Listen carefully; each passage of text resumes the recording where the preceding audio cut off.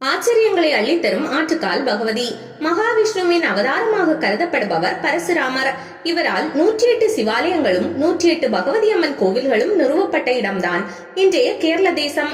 இதனை கடவுளின் தேசம் என்றும் சொல்வார்கள். கேரளாவில் ஏராளமான பகவதி அம்மன் கோவில்கள் இருக்கின்றன. கேரளாவில் உள்ள அம்மன்களுக்கு என்று தனிப்பெயர் எதுவும் கிடையாது. அந்த அம்மன்கள் அனைவரும் அந்தந்த ஊர் பெயருடன் இணைத்து பகவதி என்றே அழைக்கப்படுகின்றனர். கேரளாவில் உள்ள ஒவ்வொரு பகவதி அம்மன் கோயில்களுக்கும் தனி சிறப்பு இருந்தாலும் திருவனந்தபுரம் அருகே உள்ள ஆற்றுக்கால் என்னும் இடத்தில் உள்ள பகவதி அம்மன் கோவில் உலக புகழ் பெற்றதாக விளங்குகிறது. இந்த கோவில் மட்டுமின்றி அங்கு வீற்றிருந்து அருள்பாலிக்கும் ஆற்றுக்கால் பகவதி அம்மனும் தன்னுடைய அருள் சக்திக்கு சிறப்பு பெற்றவராக திகழ்கிறார். இந்த ஆலயத்தில் ஆண்டுதோறும் நடைபெறும் பொங்கல் திருவிழா உலக பிரசித்தி பெற்றதாகும். இந்த நிகழ்வில் பல லட்சம் பக்தர்கள், அதுவும் பெண்கள் மட்டுமே திரண்டு பொங்கல் வைத்து அம்மனை வழிபடுவது தனி சிறப்பு. கோவில் வரலாறு. சிலப்பதிகாரத்தின் நாயகியாகவும் கற்புக்கரசியுமான கண்ணகியின் அவதாரம் தான் ஆற்றுக்கால் பகவதி அம்மன் என்று கூறப்படுகிறது. தன் கணவன் கள்வன் இல்லை என்பதை நிரூபித்த கண்ணகி மதுரையை தீக்கிரையாக்கினாள். பின்னர் அங்கிருந்து கன்னியாகுமரி வழியாக கேரள மாநிலத்தின் கொடுங்கலூர் என்ற இடத்திற்கு செல்லும் வழியில் ஆற்றுக்கால் என்ற இடத்தில் இளைப்பாறினாள். அதன் நினைவாகவே அங்கு ஆற்றுக்கால் பகவதி அம்மன் கோவில் அமைக்கப்பட்டதாம். பராசக்தியின் பக்தர் ஒருவர் கிள்ளி என்ற ஆற்றில் நீராடி கொண்டிருந்தார். அப்போது அங்கு தெய்வீக அம்சம் பொருந்திய ஒரு சிறுமி வந்தாள். அந்த பக்தர் சிறுமியை அன்னையின் அம்சமாகவே பார்த்தார். பக்தர் அருகில் வந்த சிறுமி, ஐயா, என்னை இந்த ஆற்றின் மறுக்கரையில் கொண்டு போய் விட முடியுமா என்று கேட்டாள். ஆனால் அந்த சிறுமியை விட்டு பிரிய மனமில்லாத பக்தர் அவளை தன் வீட்டுக்கு அழைத்து சென்று விருந்தளித்து உபசரிக்க எண்ணினார். அதை அந்த சிறுமியிடம் சொல்ல நினைக்கும் போதே அந்த சிறுமி மறைந்து போனாள். வந்தது அம்மன் தான் என்பதை அந்த பக்தர் உறுதி செய்தார்.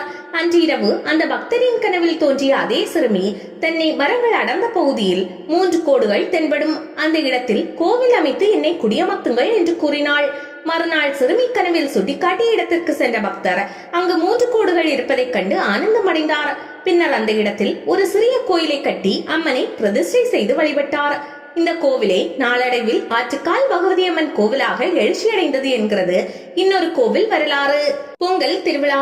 இந்த ஆலயத்தில் மாசி மாதத்தில் நடைபெறும் 10 நாள் திருவிழா மிகவும் பிரசித்தி பெற்றது. மாசி மாதம் கார்த்திகை நட்சத்திரத்தில் கொடியேற்றத்துடன் தொடங்கும் இந்த திருவிழா 10ஆம் நாள் குருதி தர்ப்பண விழாவுடன் நிறைவு பெறும். முதல் நாள் விழாவில் கண்ணகி கதையை பாடலாக பாடி பகவதி அம்மனை குடியிருத்துவர். கொடுங்கலூர் பகவதியை ஆவாகனம் செய்து இந்த 10 நாட்களும் இங்கே குடியிருக்க செய்வதாக ஐதீகம். மாசி திருவிழாவின் 9ஆம் நாள் திருவிழாவாக பொங்கல் வைக்கப்படும். மதுரையை தீக்கிரையாக்கி வந்த கண்ணகி தேவியை மன அமைதி கொள்ள செய்வதற்காக பெண்கள் பொங்கல் வைத்து நைவேத்தியம் செய்வதாக இதற்கு காரணம் சொல்லப்படுகிறது. மகிஷாசுர வதம் முடித்து பக்தர்கள் முன் தோன்றிய தேவியை பெண்கள் அனைவரும் பொங்கல் வைத்து நைவேத்தியம் படைத்து வரவேற்றனர் என்ற மற்றொரு காரணமும் சொல்லப்படுகிறது. இந்த நிகழ்ச்சியை மையப்படுத்திதான் மாசி திருவிழாவின் போது பொங்கல் வைக்கும் வைபவம் நடத்தப்படுகிறது. பொங்கல் திருவிழா அன்று கோவிலின் முன்பக்கம் அமைக்கப்பட்டிருக்கும் பந்தலில் அமர்ந்து கண்ணகி வரலாற்றில் பாண்டியன் தன் தவறை உணர்ந்து மரணிக்கும் பாடல் பாடப்படும். அது முடிந்ததும் கோவில் தந்திரி கருவறையிலிருந்து தீபமேற்றி வந்து மேல் சாந்தியிடம் வழங்குவார். அவர் கோவிலில் திடப்பள்ளியில் உள்ள பொங்கல் அடுப்பில் தீமூட்டுவார். பின்னர் அந்த தீசுடரை சக பூசாரியிடம் வழங்குவார். அவர் கோவிலின் முன்பு உள்ள பண்டார அடுப்பில் தீமூட்டுவார். அதைத் தொடர்ந்து மற்ற அனைத்து பொங்கல் அடுப்புகளிலும் தீமூட்டப்படும். இதற்கான அறிவிப்பாக செண்டை மேளமும் வெடிமுழக்கமும் வாய்க்குறவையும் ஒலிக்கப்படும். ஏனெனில் கோவிலை சுற்றி சுமார் 10 கிலோமீட்டர் சுற்றளவில், அதாவது திருவனந்தபுரம் நகரில் சாலை ஓரங்கள், வீட்டு வளாகங்கள் உள்ளிட்ட பல இடங்களில் இருந்தபடி பெண்கள் பொங்கல் வைப்பார்கள். ஒரு ஊரில் ஒரே நேரத்தில் பல லட்சம் பெண்கள் பொங்கல் வைக்கும் சம்பவம் என்பதால் இந்த ஏற்பாடு செய்யப்படுகிறது. இந்த பொங்கல் வைக்கும் வைபவம் கிண்ண சாதனை புத்தகத்திலும் இடம்பெற்றுள்ளது. முதல் முறையாக 1997ஆம் ஆண்டு நடந்த பொங்கல் விழாவில் 15 லட்சம் பெண்கள் பொங்கல் வைத்தது கின்னஸ் புத்தகத்தில் இடம்பெற்று சாதனை படைத்தது. பின்னர் 2009ஆம் ஆண்டு நடந்த பொங்கல் விழாவில் இந்த சாதனை 30 லட்சம் பெண்கள் பொங்கல் வைத்ததாக பதிவானது. பொங்கல் வைக்கும் நிகழ்வு முடிந்ததும் பிற்பகலில் குறிப்பிட்ட வேளையில் கோவிலில் இருந்து நியமனம் செய்யப்பட்ட பூசாரிகள் புனித நீர் தெளித்து பொங்கல் நைவேத்தியம் செய்வார்கள். அப்போது வானத்திலிருந்து விமானம் மூலமாக மலர் தூவப்படும். அன்றைய தினம் இரவு ஆற்றுக்கால் பகவதி அம்மன் மணக்காடு என்ற இடத்தில் உள்ள சாஸ்தா கோவிலுக்கு எழுந்தருள்வார். அம்மன் ஊர்வலம் செல்லும் வீதி அனைத்தும் வண்ண விளக்குகளால் அலங்கரிக்கப்பட்டிருக்கும். ஒவ்வொரு வீட்டிலும் குத்துவிளக்கேற்றி அம்மனை வரவேற்பார்கள். மறுதினம் அதிகாலை சாஸ்தா கோவிலில் பூஜை முடிந்ததும் அங்கிருந்து ஆற்றுக்கால் பகவதி அம்மன் தன் இருப்பிடம் திரும்புவார். இந்த ஆண்டுக்கான பொங்கல் வைக்கும் திருவிழா கடந்த 5ஆம் தேதி தொடங்கியது. இந்த விழா வருகிற 14ஆம் தேதி வரை நடைபெற உள்ளது. விழாவின் சிகர நிகழ்ச்சியான பொங்கல் வைக்கும் நிகழ்வு வருகிற 13ஆம் தேதி நடைபெறுகிறது. ஆலய அமைப்பு: இந்த ஆலயம் முழுவதும் செம்பு தகடால் வேயப்பட்டது. கோவில் ஸ்ரீ சக்கரத்தை ஆதிசங்கரர் பிரதிஷ்டை செய்திருக்கிறார். கோவில் தூண்கள் மற்றும் சுவரில் மகிஷாசுர மர்த்தினி, காளி, ராஜராஜேஸ்வரி, சிவபார்வதி ஆகியோரின் சிற்பங்கள் இடம்பெற்றுள்ளன. கோபுரத்தின் ஒரு பகுதியில் கண்ணகியின் வரலாற்று சிற்பங்கள் வடிக்கப்பட்டுள்ளன. நுழைவாசலின் மேல் பகுதியில் ஆற்றுக்கால் பகவதி அம்மன் தன் 4 கரங்களில் கத்தி, கேடயம், சூலம், அட்சய பாத்திரம் தாங்கியும் அரைக்கி ஒருத்தியை அடக்கி அவள் மேல் அமர்ந்த கோலத்திலும் அருள்பாலிக்கும் சுதை சிற்பம் உள்ளது. கருவறையில் 2 அம்மன் சிலைகள் அமைய பெற்றுள்ளன.